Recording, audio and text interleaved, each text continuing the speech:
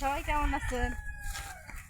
তো আসলে আমি এসেছি যে আজকে একটা অন্যরকম একটা রেসিপি নিয়ে। আসলে আমি এর আগে আমার শ্বশুর বড় একটা রুই মাছ নিয়ে এসেছিলো, তারপরে কাতল মাছ নিয়ে এসেছিলো। ওগুলো তেলটা ছিল, মাছের তেলটা ছিল। তো অনেকেই আমাকে কমেন্টে বলেছেন যে মাছের তেলটা দিয়ে কিছু রান্না করেছেন। তো আসলে আমি করতে পারিনি, এর ভিতরে ঈদ গেল, তখন আমি ওই মাছটার তেলটা রান্না করা হয়নি, মাছগুলো খাওয়া হয়েছে। তো মাছের তেলটা ফ্রিজেই আছে। তো ভাবলাম আজকে মাছের তেলটা রান্না করব। তো কী দিয়ে করব? তো আমার শাশুড়ি বললো যে আমি বেগুন গাছ লাগাইছি, দেখো গাছে বেগুন আছে কিনা। তো বেগুন যদি থাকে বেগুন দিয়ে আলু দিয়ে ওটা ভেজে মজা লাগবে। তো আমি দেখতে আসলাম বেগুন আছে কিনা, চলেন দেখি। দেখি আল্লাহ জানে বেগুন আছে কিনা। বেগুন যদি থাকে আমি বেগুন দিয়ে রান্না করতে পারবো।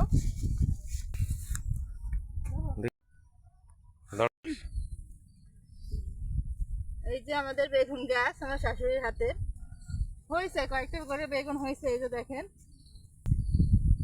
এই কচি কচি বেগুন দিয়েই মজা লাগবে মাছের তেলটা রান্না। কচি কচি বেগুন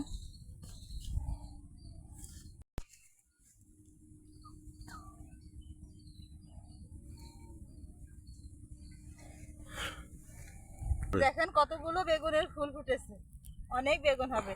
আসলে নিজের হাতে লাগানো গাছে আর টাটকা বেগুন খেতে যে কত মজা লাগবে। দেখেন কি সুন্দর সুন্দর কচি কচি বেগুন হয়েছে। একটা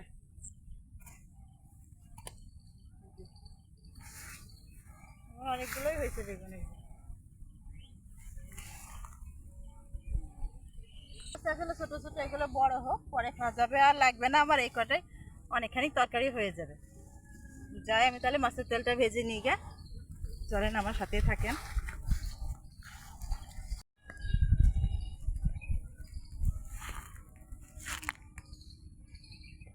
ওই যে দেখেন কি বড় একটা কলার কাঁধ হচ্ছে, ওই কলাটা পাকলে অনেক মজা লাগে। গাছের কলাগুলো এত মিষ্টি হয়। আর ওই যে আমাদের ইটের ভাটা চারিপাশ দিয়ে অনেকগুলো কলা গাছ লাগাইছি। এবার যদি হয় অনেক কলা হবে, আমাদের খাওয়া হবে অনেক। এখানকার কলাগুলো অনেক মিষ্টি।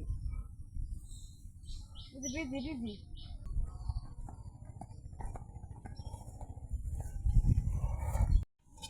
এই যে বেগুনগুলো তুলে নিয়ে এসেছি, নিয়ে এসে আমি ধুয়ে নিচ্ছি। আসলে এটা তো আমাদের সার বিষ দেওয়া না, বিষমুক্ত বেগুন, তবুও অনেক ময়লা টলা থাকতে পারে, এই জন্য আমি ধুয়ে নিচ্ছি। নিজের গাছের থেকে টাটকা বেগুন তুলে নিয়ে এসে এই যে কেটে রান্না করা, এই যে কি একটা তৃপ্তি পাওয়া যায় খেয়ে, এটার বলে বোঝানো যায় না। দেখেন কি সুন্দর কচি বেগুন, একদম টাটকা। এগুলো কেটে কেটে আমি পানির ভিতর দিচ্ছি যেন এর কালো কষটা চলে যায়। এত কচি আর এত সুন্দর নরম তুলতুলা বেগুন, একদম এভাবে পানির ভিতর দিয়ে নিতে হবে, তাহলে কালো কষটাই চলে যাবে। আর ওই যে ওদিকে আমি ফ্রিজ থেকে মাছের তেলটা বের করে রেখেছি, ওটা ধুয়ে নিব, যে ধুয়ে এটা রান্না করে আপনাদের দেখাবো। এই যে আমি মাছের তেল ধুয়ে নিয়ে এসেছি, সব কেটে নিয়েছি, বেগুন আলু কেটে নিয়েছি, আমি চুলাটা জ্বালিয়ে নিয়েছি। এখন মাছের তেলটা রান্না করব। তেল দিব, পেঁয়াজ, সামান্য আদা বাটা, রসুন বাটা, জিরা বাটা, লবণ, হলুদের গুঁড়া, ধনিয়া গুঁড়া, কাঁচামরিচ। মশলাটা ভালো করে কষিয়ে নিতে হবে। তেজপাতা দিলাম, 2টা মাছেরই তেল রেখেছিলাম, সব দিয়ে দিলাম। আমার মাছের তেলটা কষানো হয়ে গেছে, আমি এখন বেগুন দিয়ে দিচ্ছি। এভাবে মাছের তেল আর বেগুন আলু নেড়ে নেড়ে একদম আচারের মতো করে নিতে হবে। এই যে হয়ে গেল আমার মাছের তেল দিয়ে বেগুন আলু ভাজি। এভাবে বাসা তৈরি করে খাবেন, খেতে অনেক মজা লাগবে। আর আজকে এখানে আমার রান্না শেষ। এরপরে যে নতুন রেসিপি আমি তৈরি করব সেটা আপনারা দেখানোর চেষ্টা করবো। ধন্যবাদ।